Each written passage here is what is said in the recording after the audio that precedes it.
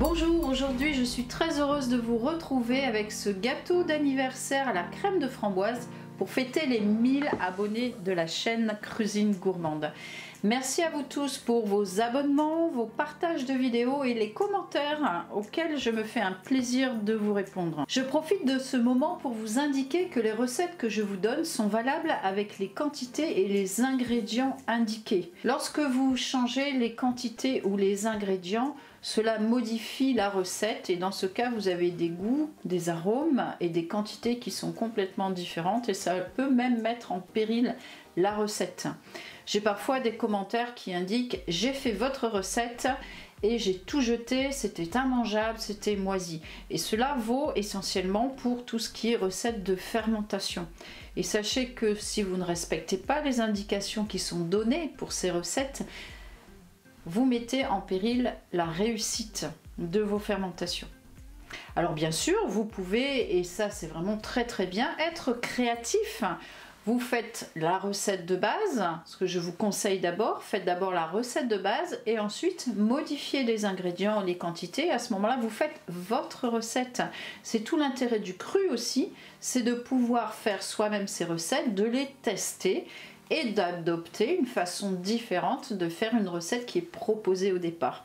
Mais vraiment, je vous recommande, lorsque je vous donne une recette, faites d'abord la recette telle qu'elle est donnée, comme ça vous voyez le résultat de la recette et ensuite apportez les modifications que vous voulez, que ce soit au niveau des ingrédients ou des quantités. Sans plus attendre, faisons notre gâteau à la crème de framboise. Utilisez du papier cuisson non blanchi, il sera sans composé chloré.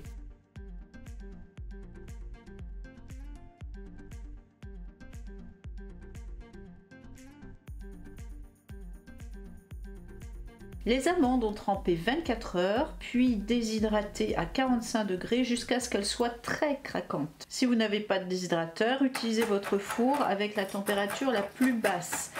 À défaut de tremper et déshydrater, elles seront amères et n'auront pas développé leur potentiel nutritionnel. Préférez la coupe des amandes au couteau, vous aurez davantage le contrôle de la taille des morceaux. Je suis d'accord, le mixeur est plus rapide, mais les morceaux seront plus aléatoires avec de gros morceaux et de la poudre d'amande. Cette fois-ci, j'utilise du sirop de coco, mais les sirops d'érable ou d'agave vont très bien aussi et les quantités sont les mêmes. Votre préparation doit être collante.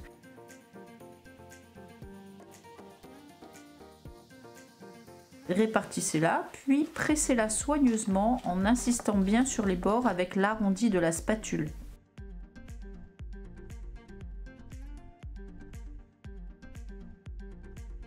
J'utilise des cuillères mesure si vous n'en avez pas. Cela correspond à des cuillères rases.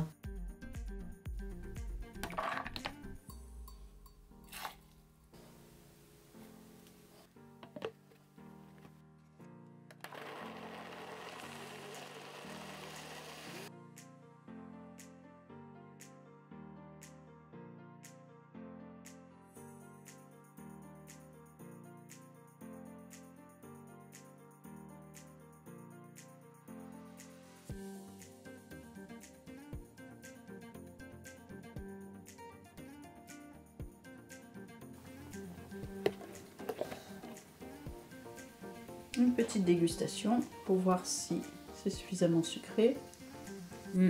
Parfait. Maintenant, il reste à ajouter l'agar-agar.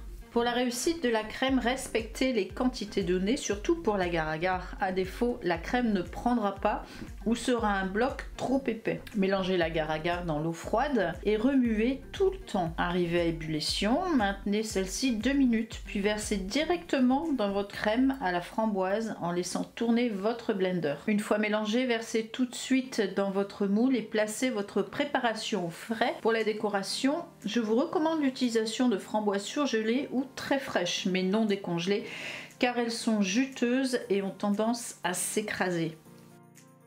Si vous faites votre gâteau au dernier moment, placez-le 1 heure au congélateur. Et maintenant, je vais goûter la recette avec vous.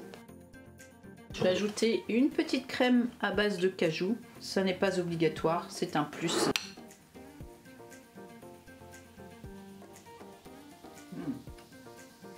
Un vrai régal. Vous aurez probablement un surplus de crème. Dans ce cas, prévoyez des petits moules pour avoir d'autres desserts. Cela peut être une solution aussi pour les personnes allergiques aux amandes, en verrine ou assiette à dessert. Pour d'autres recettes, je vous invite à vous abonner, cliquez sur la cloche afin de recevoir une notification dès que je mets en ligne une nouvelle vidéo. Likez et partagez ces vidéos. À bientôt pour une prochaine recette. Tout simplement délicieux.